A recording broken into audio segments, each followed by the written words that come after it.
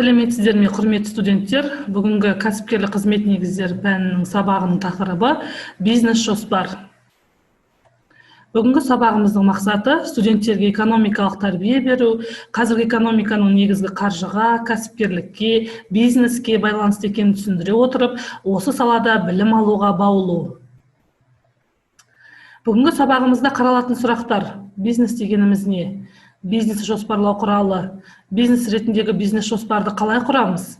Және бизнес жоспардың негізгі бөлімдері туралы осы 3 сұрақ деңгейінде сабағымызды қамтимыз. Болашақта шағын және орта бизнес елімізде басты жұмыс беруші болуы тиіс деп асап көрсеткен екен елбасымыз Нұрсұлтан Әбішұлы Назарбаев өзінің мәлімдемелерінің бірінде. Демек, ендеше бизнес дегеніміз не? Осы сұраққа жауап беріп көрейікші. Бизнес дегеніміз ағылшын тілінен алынғанда кәсіпкерлік, сауда-саттық деген мағынаны білдіреді. Пайда табуға бағытталған әрекеттің, экономикалық қызметтің бір түрі, жеке кәсіпкердің не фирманың іскерлік қызметі бизнес деп аталады екен. Ал ендеше бүгінгі сабағымызға негізгі бағыт беру үшін мына бейнебаянды тамашалауды ұсынамын. Яғни бизнес жоба құрылу керек. Ал бизнес жобаны құрудың жолы қандай? Бизнес жоспар бұл құжат. Онда әрбір кәсіпкер жеке кәсібін бастар алдындағы нақты бағытын, саласын көрсетуі шарт. Сондай-ақ онда өзі туралы, ашып жатқан фирмасы және компаниясы жайлы, шығарар тауары мен көздеген нарығы жайлы мәліметтер сақталады. Бизнес жоспар не үшін қажет? Бұл бірінші кезекте жас кәсіпкерге нақты қай бағытта табыс табу керектігін көрсетеді. Мұндайда дұрыс таңдау жасаған ләзім. Екінші, жобаның құны анықталуы тиіс. Мәселен, көкөніс сатумен айналысу үшін бастапқы капитал қанша болу керек екенін білу міндетті. Бизнес жоспар ең алдымен SWOT сараптамасын жасау үшін қажет. Әдетте осының негізінде компанияның ішкі ахуалы бағаланып жатады. Кәсіби талдау қосымша қажеттіліктің бірі. Негізі бизнес жоспар бірнеше жылға құрылады. Алғашқы кезеңде 12 айға жеке-жеке жоспар түзілуі керек. Сонда еңбек пен капитал өнімі болады, әрі үнемділік үшін де қажет. Мұндай құжаттың екі түрі бар. Ішкі жоспар бұл бизнес ашудағы банк пен инвестор алдындағы кепілдемеңіз. Ішкі жоспар бұл ұжымдық бизнес болып келеді. Компанияның ішкі бағдарламасы негізінде жасалады. Ескеретін жайт, әрбір бизнес жоспардың нақты құрылымы болуы тиіс. Оларды тармақтармен жеке-жеке көрсетуге де болады. Түйіндеме. Мұнда бизнестің құрылымы, бағыты туралы қысқаша мәліметтер жазылады. Дегенмен басты екі сұраққа жауап ашық болуы керек. Мәселен, инвестор үшін. Егер ол сіздің бизнес жоспарыңызды мақұлдаса, оған қандай пайда болмақ? Екіншісі, егер бизнес күйсе, кепілдік қалай өтеледі? Құрылым, тауар мен қызметке берілген тәуекел. Нарыққа және маркетингке сараптама жасау. Бұл бәсекелестердің алдын орау үшін таптырмайтын әдіс. Сондай-ақ бизнес үшін түзілген құжаттың өндірістік, ұйымдастырушылық және қаржылық түрлері болады. Мәселен, тәтті тоқаш пісіретін цех ашуға ниеттісіз. Демек, бірінші оны ашу мерзімі, екінші капиталы анықталуы тиіс. Мұндай кәсіпке қажетті құрал жабдықтардың барлығының шығыны есептеледі. Соңғы кезекте бизнес жобаның қорытындысы тұрады. Кіріс пен шығыннан артылған ақша бұл табыс. Сонымен бизнес жоба дайын деуге болады.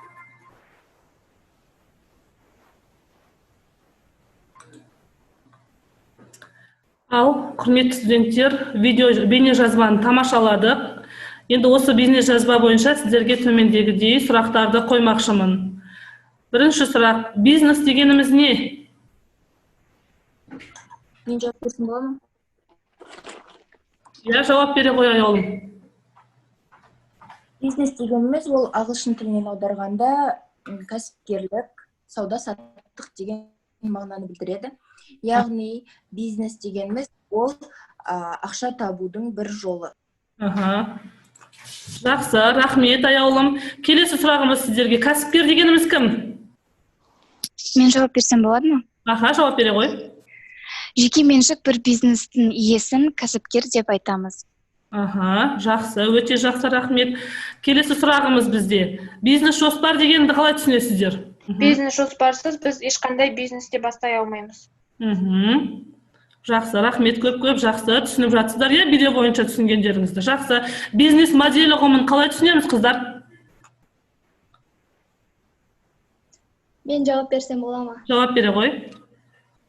Бизнес модель дегеніміз әзірлеу компанияны дайындаудағы алғашқы қадам болып табылады, және де ол бизнес жоспардан бұрын құрылады. Кез келген бизнес модель 4 элементтен басталады. 4 элементтен тұрады, яғни компанияның өзінің тауарлары мен қызметін кім үшін өндіреді, және нақты қандай тауарларды ұсынады, және де өнімдер қалай жасалады, ал 4-шіден компанияның өз есебінен қандай пайда алады. Жақсы, рахмет, көп Айнұр. Келесі сұрағымыз бізде, қыздар, бизнес идея дегенді қалай түсінеміз?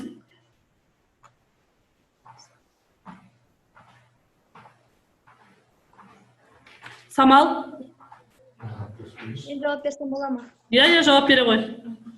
Бизнес идея дегеніміз болжамды бизнестің қысқа әрі нақты анықталуы деп ойлаймын. Жақсы, рахмет, қыздар, көп. Сұрақтарыңызға, жауаптарыңызға рахмет. Қайырлы күн, студенттер. Сабағымыздың екінші бөлімі. Бүгін біздің сабағымызға, вебинарымызға қонақтарымыз бар. Санжар Жандосов атындағы кәсіптік Қаскелең техникалық колледжінің директоры Бакиров Рүстем Тоқтағанович және Алматы облысы Қарасай ауданы Атамекен кәсіпкерлер палатасының филиалының менеджері Константина Елена Владимировна, жауапкершілігі шектеулі серіктестік Элкос компаниясының директоры Битимшинов Дарын Ризабекұлы қатысып отыр. Бұл кісілер өзінің тәжірибелерінен сіздерге айтары көп. Тікелей сұрақтарыңызды қойып, сабаққа белсене қатысыңыздар. Сәлеметсіздер ме, құрметті студенттер? Бүгін сіздерде ашық сабақ кәсіпкерлік қызмет негіздері пәні бойынша. Енді осы пән негізгі пән сендерде, негізгі пән болып есептеледі. Осы кәсіпкер палатасымен біз жұмыс істеп жатырмыз. Енді сіздер мысалы тігінші мамандығы бойынша кішігірім бір бизнес ашуға болады, сіздерде мүмкіндік ондай бар. Толық ақпаратты қалай бизнес ашу үшін осы сіздер мамандық бойынша біздің қонақтарымыз сізге толығымен мәлімет береді. Енді кәсіпкерлік палатасында әртүрлі бизнес ашу үшін әртүрлі проектілер бар. Сол проектіге сіздер қатысуға болады. Содан кейін олар безвозмездный программа бойынша, конкурс бойынша сіздер конкурсқа қатысып, сол безвозмездный конкурс өтіп, сол бойынша ақша алуға, бизнес ашу үшін мүмкіншіліктеріңіз бар. Жақсы, рахмет. Рахмет. Сізге келесі қонағымыз Алматы облысы Қарасай ауданының Атамекен кәсіпкерлер палатасының менеджері Константина Елена Владимировнаға кезекті береміз. Ол кісі жалпы бизнес жоспар қалай құрылу керек сіздерге өз өмірлік тәжірибесінен және де жұмыс барысында қолданыста жас кәсіпкерлерге қандай ұтымды және маңызды мемлекет тарапынан қолдаулар бар екенін атап өтпекші. Бірінші тыңдайық қонағымызды, одан кейін сұрақтарымызды қояйық, иә, қыздар? Сөз кезегі Елена Владимировна сізде. Саламатсыз ба, студенттер, мен орысша айтамын, жақсы ма? Меня зовут Елена Владимировна, я менеджер-консультант Карасайской палаты предпринимателей. Сегодня ваши учителя нас пригласили с целью того, чтобы вы из первых уст услышали вообще, что такое палата предпринимателей, что такое бизнес-план и какие есть государственные программы. Начну с того, что вообще вы обучаетесь все на швее. Конечно, после этого колледжа вы получите достаточно навыков, чтобы начать либо свое дело, либо устроиться в какую-нибудь компанию и там уже добить свои навыки, потому что здесь у вас будет не только как бы поверхностное обучение, но только на практике вы сможете получить полностью свои навыки, все технологии. Поэтому, конечно же, рекомендуется сначала вам устроиться на работу именно по швее, чтобы отработать эти навыки до совершенства. И потом вы только сможете хороший бизнес и идея. Да, сейчас во время карантина только швейные как раз таки оставались работать. И наоборот, швейные фабрики требовалось очень много. Мне каждый день поступали заявки, требуется швея, требуется швея. Очень большой колледж, вот Алтын Жылдыз у нас работает, тоже вы знаете, наверное. Там порядка 500 человек набирают швеи, и именно они и развозку делали. То есть швея – это востребованная профессия. А после того, как вот вы достаточно навыков набрали, вы уже можете открывать свой бизнес. Это можно сидя на дому, потому что дома у вас будет ориентир только на ближайших соседей и родственников. Этот бизнес долго не построишь, с этого только начать можно. А если вы хотите как на профессиональный уровень выходить, конечно, вам лучше арендовать помещение, куда к вам смогут заказы. И при том, чтобы это не было дома, так как даже если вот сейчас брать период карантина, довольно-таки опасно домой, чтобы приходили разные люди. Здесь вы уже только сами все нормы безопасности, дезинфекции соблюдаете и работаете, принимаете заказы. Государственные программы есть. Если вы решили пойти на открытие бизнеса, существуют государственные программы. Первое, это вот после студентов колледжа, когда вы обучаетесь, вы получаете сертификат о том, что вы прошли курс обучения. При наличии этого сертификата вы можете обратиться в Центр занятости и поучаствовать в грантовом финансировании. То есть грант – это кайтарымсыз акша, безвозмездный, 200 МРП на этот год – это 550 тысяч. А обычно швеям этого хватает, чтобы начать бизнес. Можно купить довольно дорогую машинку, они порядка 300 стоят тысяч, это там 4-створчатые распашивальные машины. И оверлок порядка 280 тысяч, так берут. Еще парогенератор из вашего, что можно вам, чтобы начать этот бизнес. Вот парогенератор, утюг, гладильная доска и стол распашивальный, и оверлок, и машинка. Все. Вот эти 5 оборудования, которые вам достаточно начать бизнес свой. А оборотные средства – это нитки, материалы. Вы можете для начала, конечно, хорошо, если у вас будут собственные средства, но вообще вы можете как задаток брать у клиента и покупать, соответственно, или с ним ехать и выбирать материалы. То есть вот у вас есть такой путь. И можно подать заявку на грант, потом перед комиссией защитить вот бизнес-план, который вы составляете, и получить эти средства. Деньги это государственные, они обязательно подотчетные, то есть после того, как вы это все купили, вы сдаете отчеты. Это чеки предоставляете, и в течение 1,5 года у вас сопровождение идет. То есть вся бухгалтерия, все, что вы не понимаете по бизнесу, вы можете обращаться в палату предпринимателей, и вам это будет на бесплатной основе помощь такая. А потом, если вы уже хотите дальше расширить свой цех, можно участвовать, еще есть грант, это безвозмездный, тоже от 2 до 5 миллионов. Но в этом гранте нужно предоставить уже что-то инновационное, то, что вы хотите внедрять в свое швейное производство. Это уже какие-нибудь такие более промышленные станки. Возможно, вот у нас одна девочка в 2015 году участвовала, она шьет корпе национальные. И она купила довольно дорогое оборудование с лазерными нанесениями, делает шикарную вышивку, не как вот на барахолке, киргизские ряды, а у нее прям люкс класса получается, все вот эти корпе.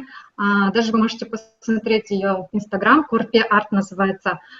И вот она получила этот грант и ведет свой бизнес вот уже, если в 15-16 она получила, в течение 3-4 лет это у нее уже профессиональное такое ателье. Что хочу сказать по сегодняшней теме вашей. Вот бизнес-план, вы, возможно, относитесь к этому так несерьезно, что это может быть такое-такое, но если вы собираетесь заниматься бизнесом, это очень важный элемент. Любой инвестор, даже частный, даже если вы к соседу идете, то он скажет: покажи мне свой бизнес-план. На твоих словах я не могу поверить, что ты там хочешь купить, сшить. А именно в бизнес-плане вы рассказываете, какие изделия вы будете выпускать. Ну вот могу несколько примеров приводить, которые женщины у нас участвовали. И одна подавала постельное белье шить. То есть только вот простыни, пододеяльники, наволочки. Другие идут к корпе и свадебные наборы. Третьи идут с женской или детской одеждой. То есть, видите, даже швейное направление может быть подразделений много. И вы можете взять именно один сектор этого, а не все сразу хвататься. Ну, вот такие. Если есть вопросы, можете задать. Я студенттер сұрақтарыңызды қойып отырыңыздар. Елена Владимировна, рахмет сізге. Здравствуйте, можно вопрос? Задать вопрос?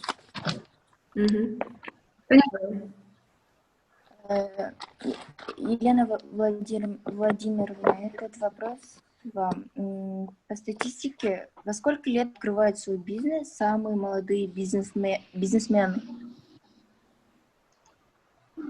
По статистике, вот с прошлого года добавились вот эти курсы колледжей, и в этом году у нас вот первый парень, это самый молодой, он с 18 лет, получается, открыл. А в основном идут, разные категории, абсолютно разные. То есть это и женщины 30-40, и 40-50, и 50-60.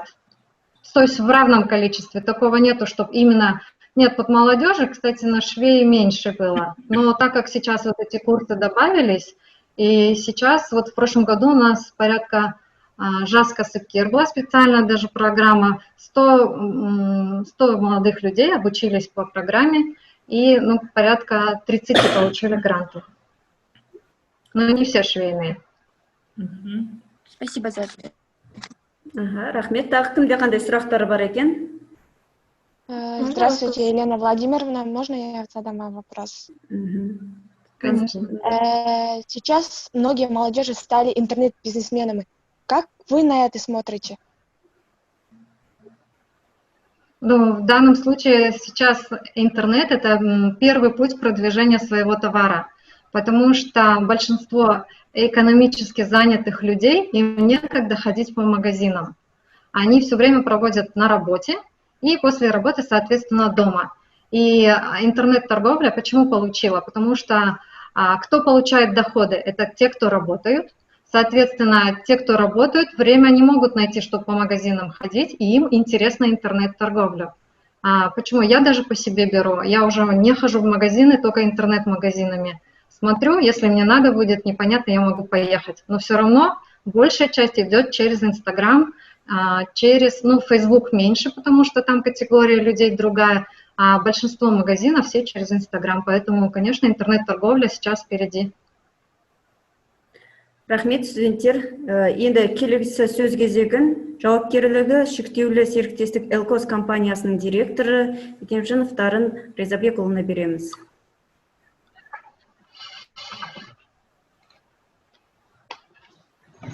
Саламатсыздар ма, құрметті студенттер. Біз Элкос компаниясының директор басшысы ретінде өзім таныстырайын, менің атым Дарын. Жаңа жоғарыда айтып кеткендей, бүгінгі сабақтың тақырыбы жоспар құру. Оның не үшін қажеттілігін Елена Владимировна ханым сіздерге түсіндірді. Жаңағы Маншук мұғалімдеріңіз де түсіндірді. Негізі расымен де оны қандай да жұмысты бастар алдында сіз мақсат қою керексіз. Оған мақсатқа жетудің жолдарын жазу керексіз. Әрдайымда қандай да бизнес планда жаңа айтылғандай жоғарыда тәуекелдік деген болады. Орысша термин айтқанда риск.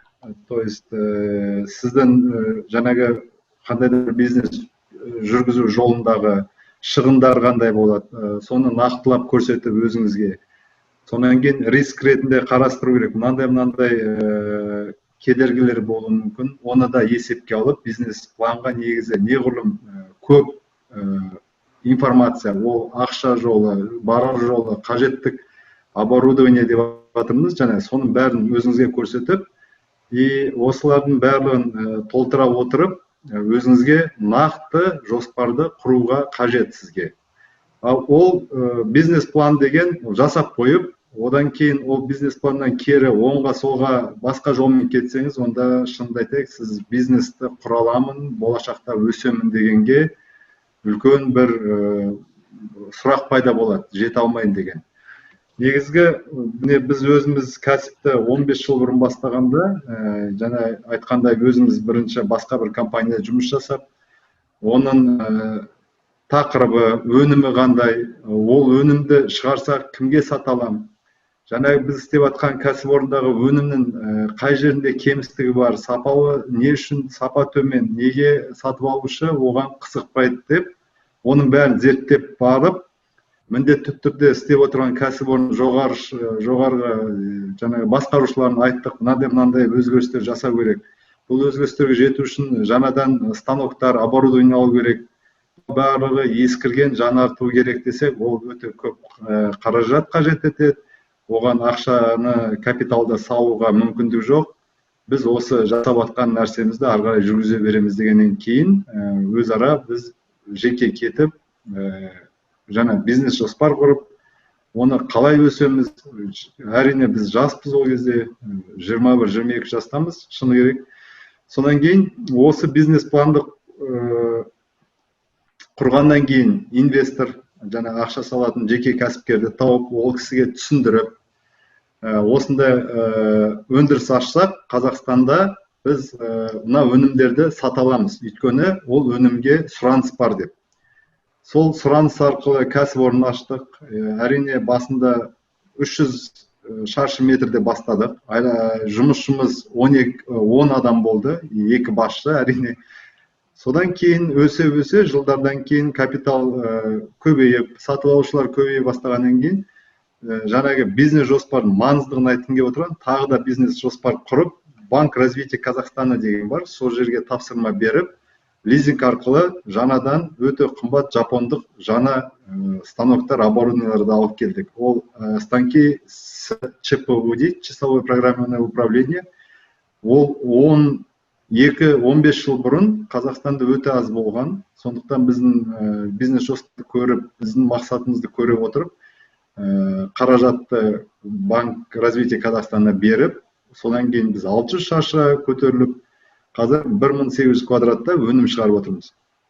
Жалпы сіздерде ертең бизнес ашқанда өнімді жай ғана бір жалпы түрде шығара бермей, айтып отырғанда инновациялық, бір адамдың көзі тартатын, енді сіздердікі тігін нәрсе болғаннан кейін сапасына, материалына, тігініне, соның барлығына көп мән беріп отырып, қазіргі жаңа айтып отырған интернет бизнес дейді, интернет маркетингті жүргізіп, сату алаңын сол жерде қолдана отырып, сіздерге де өсуге болады.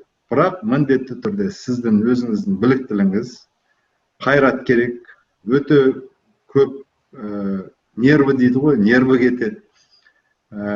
Сіз ойдағыдай әрдайымда жұмыс жүрмейді, міндетті түрде кедергілер, соны жеңіп отырып, өзіңіздің мамандығыңызды көтеріп, әрдайымда сізге келетін тұтынушының ойын біліп, соның тұтынушын күтіп отырған ойынан да артып, одан да керемет дүние сіздер шығарсаңыздар, сізде бизнес тек алға басады.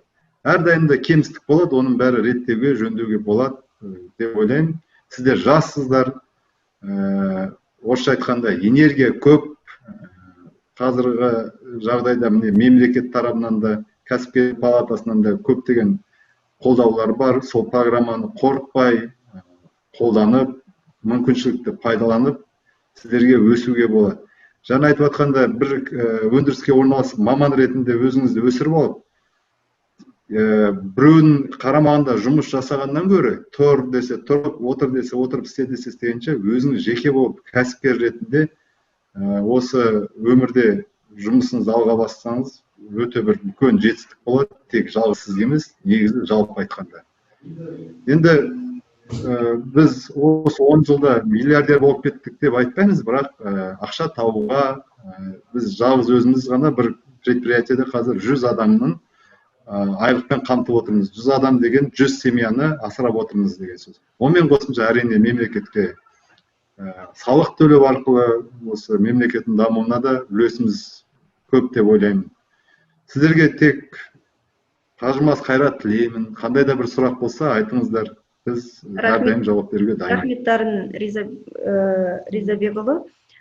Студенттер, сұрақтарыңыз болса қойыңыздар тезірек. Бізде уақыт шектеулі болып тұр. Сабағымыздың аяқталуымызға аздаған минуталар қалды.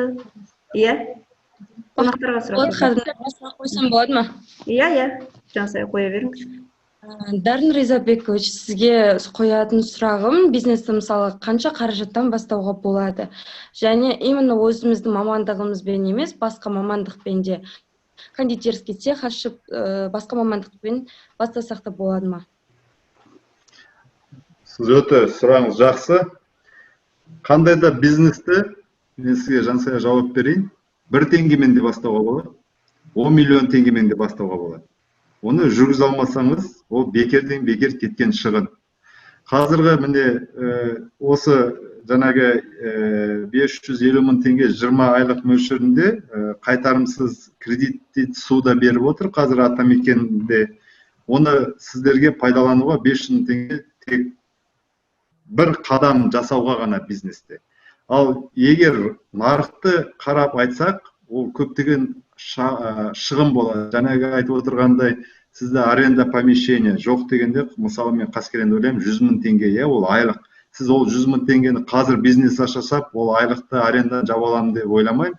Қазіргі бүгінгі күнге орташа бизнес жасау үшін жоқ дегенде менің есебім бойынша 2-3 миллион теңгенің ортасында. Ол Қарасай қаласы ауданы бойынша ғана. Алматы қаласында ол одан да бірнеше есе артып кетуі мүмкін.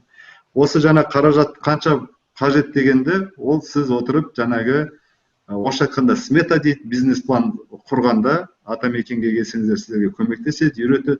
Сіз қажетсіз бір суммалар жазып салуыңызға мүмкін де, ол керек емес дүниелерді, мысалы пиар, көптеген қажетсіз нәрселерді.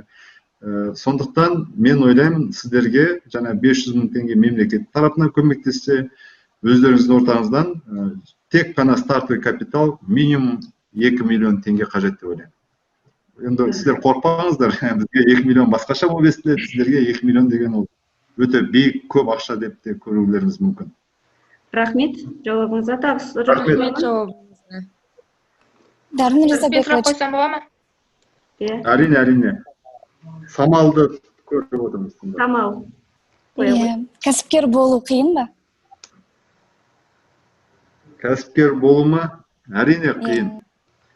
Мен 15 жыл бұрын, енді бұлай өмірлік ретінде айтайын, 65 килограммын, 15 жыл болды бизнес, шүкір бүкір жағдайым бар, сол 65 килограмм салмақты. Оның бәрі стресс, нерві, ұйқы жоқ, маза жоқ, күнделікті кедергімен күресу. Рахмет, яғни оның бәрі оңай болмайды. еңбектің жаны тәтті болмақ. Тағы да сұрақтарыңыз бар ма? Студенттер. Мен қойсам бола ма? Иә.